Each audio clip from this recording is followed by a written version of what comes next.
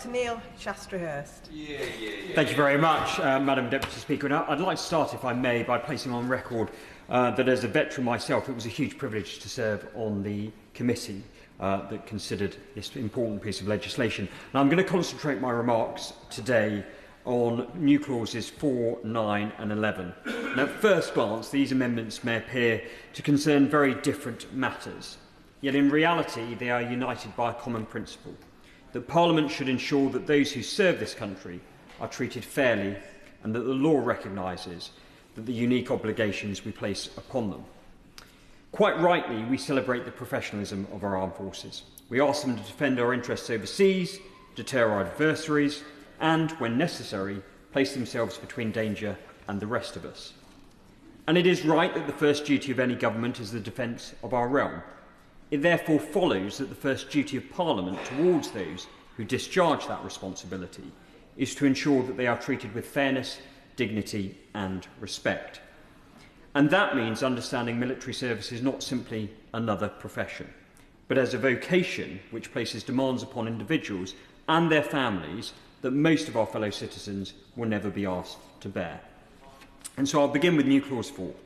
I've long believed, Madam Deputy Speaker, that when an individual commits to service in the armed forces, the nation enters into a contract with them. And that contract carries practical consequences. We ask our service personnel to accept postings away from home, to move their families at short notice, to spend long periods separated from loved ones, and, in some cases, to place themselves in danger on our behalf. So when we're speaking of supporting the armed forces, we can't confine our attention solely to those in uniform. We must also consider their spouses and their children who support them.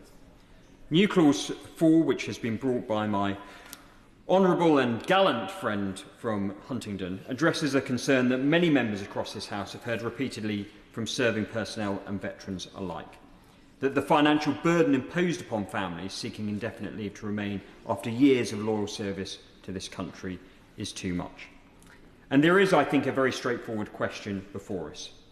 If an individual has given years of service to our nation, why should their family then face significant financial barriers simply to secure their future here? They have worn our uniform, accepted unlimited liability in defence of our national interests, and contributed directly to our security. In those circumstances, it cannot be right that, having honoured their commitment to our country, we appear reluctant to honour our commitment to them. The Armed Forces Covenant, as my right honourable and gallant friend from Rayleigh and Wickford has mentioned, rests upon the principle that those who serve should suffer no disadvantage as a result of that service. It is therefore difficult to reconcile that principle with a situation in which a family that has supported a service member throughout years of deployments and postings is then confronted with substantial costs in order to remain together in the country for which that service was given. New clause 4 is not a radical proposition, it is a relatively modest measure. It simply recognises commitment and it rewards service. And crucially, Madam Deputy Speaker, it sends a clear signal that Parliament values not only those that wear the uniform, but also those families who stand behind it. I'll now turn to new clauses 9 and 11.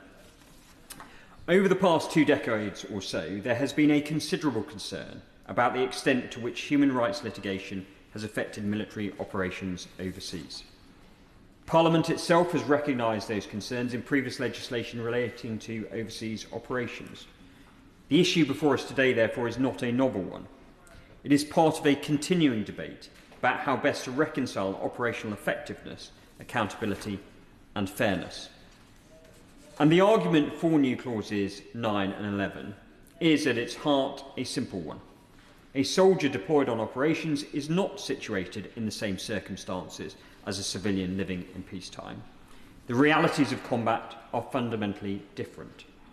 Those of us who have had the privilege to spend time with serving personnel quickly come to appreciate that military operations are conducted in conditions of danger, ambiguity and enormous pressure. Decisions are often made in moments, not months. Commanders and soldiers do not enjoy the luxury of hindsight available to lawyers examining events years later from the cold comfort of a courtroom. And that doesn't mean abandoning accountability. Our British forces are respected around the world precisely because they operate to the highest standards. But neither should we create a system in which those who have risked their lives for this nation face the prospect of endless reinvestigation long after the guns have fallen silent. The law should recognise those realities. Operational personnel should not be exposed to legal obligations that risk second-guessing battlefield decisions years after the event. That has simply contributed to uncertainty, excessive litigation, and a culture in which servicemen and women may feel that they face legal jeopardy for carrying out duties entrusted to them by Parliament and the government. Those serving today must know that Parliament understands the realities they face and will not allow them to become casualties of legal uncertainty after returning home. It is not unreasonable for Parliament to ask whether the legal framework governing military operations properly reflects the realities of military service.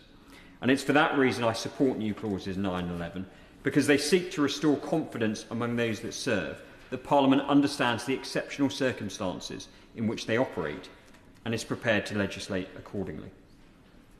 The Armed Forces asks much of those who serve. They ask much of their families. New Clause 4 recognises the sacrifices made by those military families, and New Clauses 9 and 11 seeks to address a long-standing concern about the legal environment in which our armed forces operate. These amendments proceed from the same objective, that those who serve this country deserve neither special favours nor special exemptions, but they do deserve a Parliament prepared to recognise the unique burdens that service imposes. And as a confident nation that I know that we are, that does not we should not be taking the armed forces for granted. We should be honouring the service of those who have served. And above all, we must demonstrate that this place, through its actions, not merely in its words, that we stand ready to defend Britain. That those who stand ready to defend Britain will always find Britain standing behind them. And that is a principle embodied by these amendments, and it's why I would be supporting them tonight.